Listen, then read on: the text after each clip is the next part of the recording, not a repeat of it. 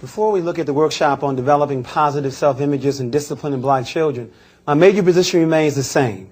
I believe the children are actors, and they act out what they see in us. If the teaching 201 cannot get along to teaching 203, we have the exact same problems with children.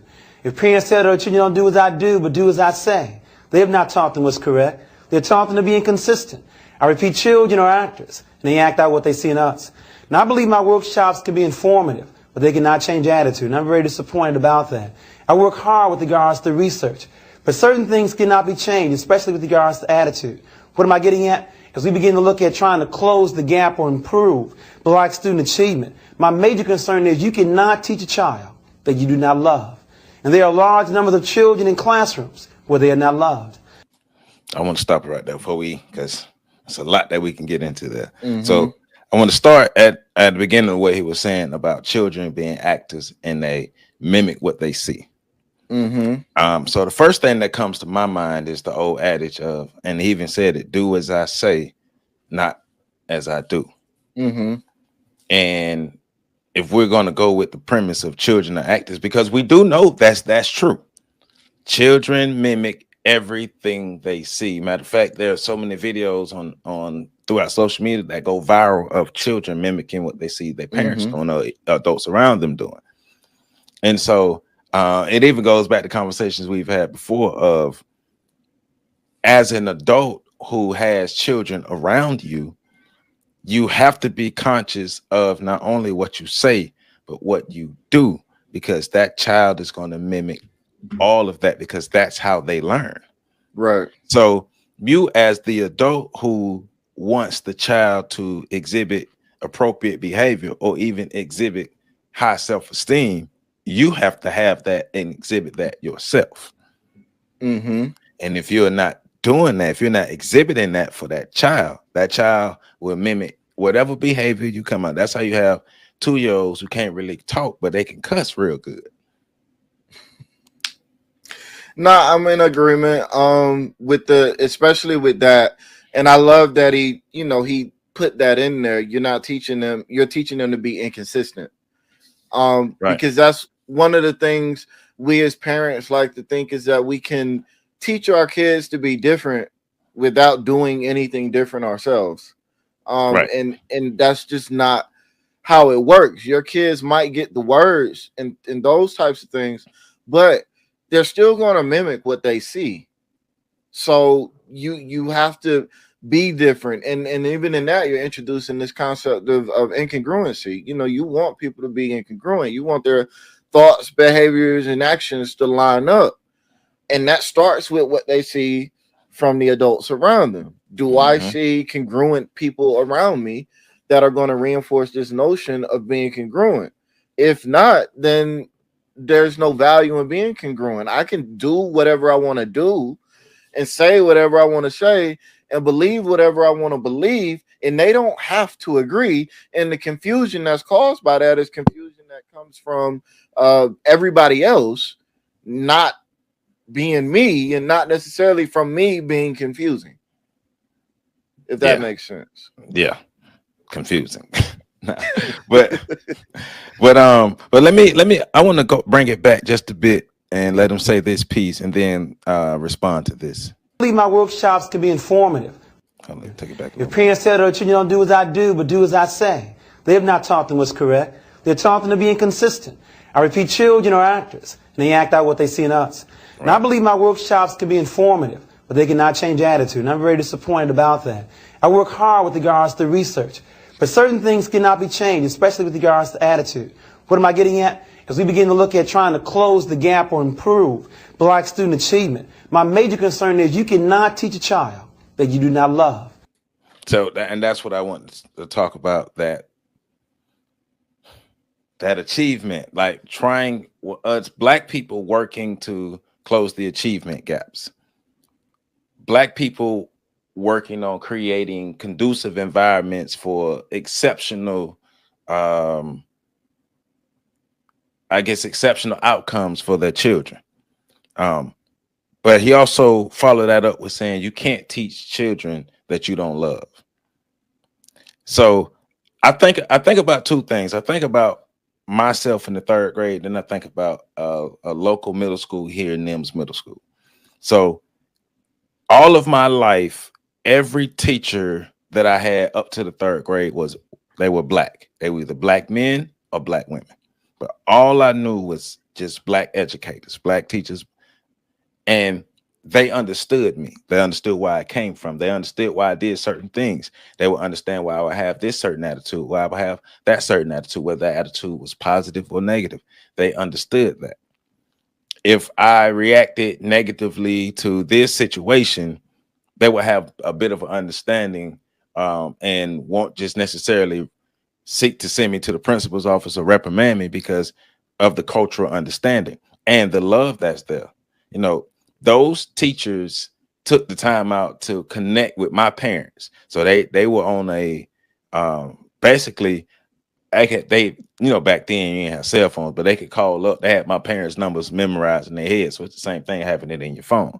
So there was rapport built between the teachers and my parents because the teachers actually gave a damn. They really gave a damn because they understood the cultural relevance. They understood why a young black boy who's 7, 8 years old will behave the way they behave because they've seen that, they've raised that, they grew up with that, so that makes sense to them. Then I get to the 3rd grade, and I have this white teacher, and educationally for me, that's when a lot of stuff went downhill because there was a disconnect between the teacher and me because she made it seem like everything I did was wrong and everything felt punitive in that class. I felt the coldness. I didn't feel the love. And I can remember being in the 3rd grade, sitting back in the class as my grades declined, looking at her like, I could teach these students better than you can. And I'm in the 3rd grade, like in my mind, looking at the teacher, like I could teach these students better than you can. And one of the things I didn't understand it then, but I'm guessing when I'm looking back at it now, still basing it off the relevancy. Like, I understand these students understand me. So it'll be easier for me to teach these students than it is with you because you don't even understand these little black students. Now, from then on, my view of education was never the same. I never had the same love for education, the same love for learning until I got to college, until I was able to I guess you could say my educational spark was relit by a lot of the college professors and the cultural relevance that they took. And then I think about NIMS Middle School here. The acronym for NIMS for the longest was niggas in middle school. And it was the one middle school who everybody expected it to be the low achieving school. It was the school that they expected the kids to drop out. They expected middle school kids to become single parents. They just didn't expect much out of these students. And then slowly but surely, the attitude started to change because the community gave a damn, the parents gave a damn, the faculty gave a damn. They changed it up. They put in new leadership, and now you wouldn't even believe the difference in this school, what it is now to what it was when we was growing up. You can't even attach the acronym niggas in middle school to the school anymore because it's not. It's not, and that's a derogatory, thing to attach to that, but that's what it was. But that mindset is not even allowed at that school anymore because you had adults who were culturally relevant and they gave a damn and they cared and they love these students and they go hard for these students. And if you don't have that, ain't no way in hell you can build self-esteem in some students that you don't care about. So that's why I love him putting that piece together like that. I know I was long-winded, but no, it's cool. I mean, I was going to wait for him to attach the understanding and the respect piece. That's gonna come in a few moments. But to me, love is always an interesting word because it's everybody has a different definition of that. But I agree with the second part of what he's going to say, where he talks about you can't teach a student that you don't understand culturally, and you can't teach a student that you don't respect, because respect is universal. We all understand what respect means. So I like those two, and I agree with those two. And my story is similar to yours, with the exception of the fact that nobody ever relit the love of learning and education for me.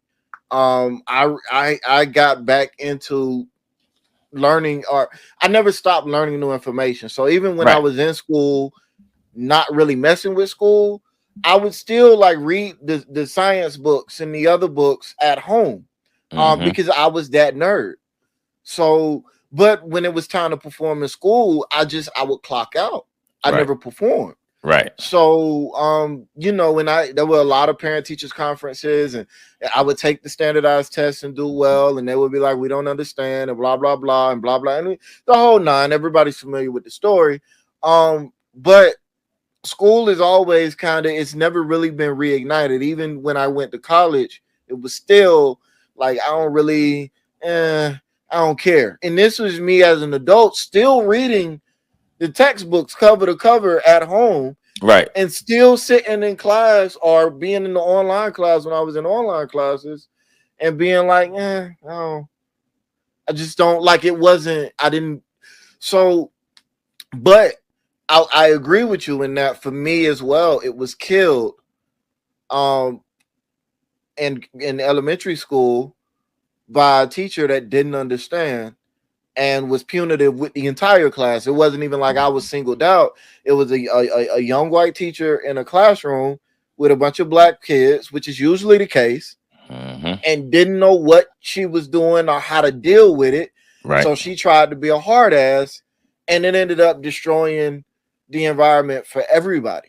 Environment matters. Like we talked about last week, environment matters, especially in the educational setting, because I believe that self-esteem is a very important part of the education process. You have to build the self-esteem of the student while you are teaching them. And if that's not in place, you're gonna have an issue. You're gonna have a generations and generations of people who they, matter of fact, they haven't learned the information.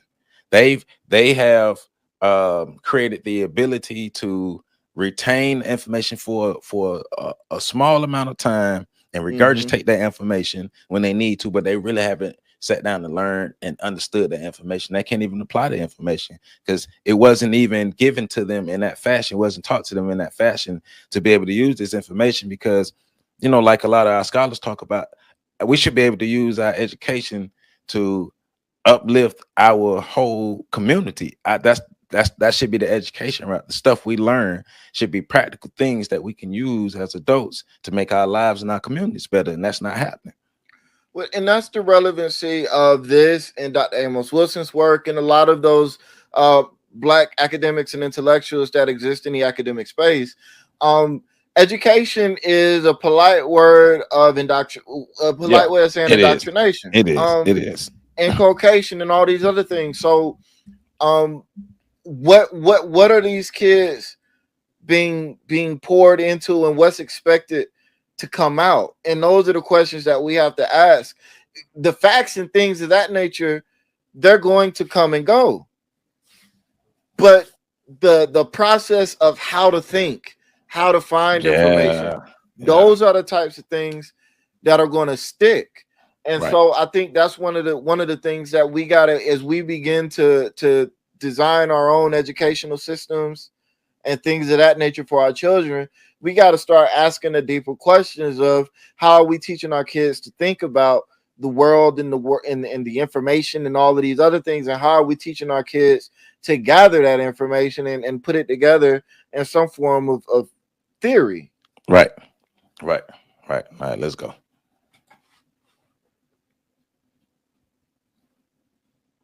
I was doing this bullshit from last week. Concern is you cannot teach a child that you do not love. And there are large numbers of children in classrooms where they are not loved. I also believe you cannot teach a child you do not respect. And there are large numbers of black children in classrooms where they are not respected. And then last but not least, I also believe you cannot teach a child you do not culturally understand. In other words, we have integration, or should I be clear, desegregation. But we have many teachers who... Real quick, there was a study not too long ago that actually showed that black students who were taught by black teachers did better academically, and that improvement transferred over into lifetime income earning and all these other things. There's a study on that. I can't remember where it was from, but I remember reading it because I used it for a number of grant proposals and things. But the body of work is there. When black kids are taught by black people, and in particular, that particular article was talking about black males being taught by black male teachers. Yes, respect. Oh, that respect word come in now. So yeah, there's a body of work that suggests and strongly suggested that the teacher and the student sharing a culture has a dramatic impact on the learning environment for the student moving forward. That's all. Yeah.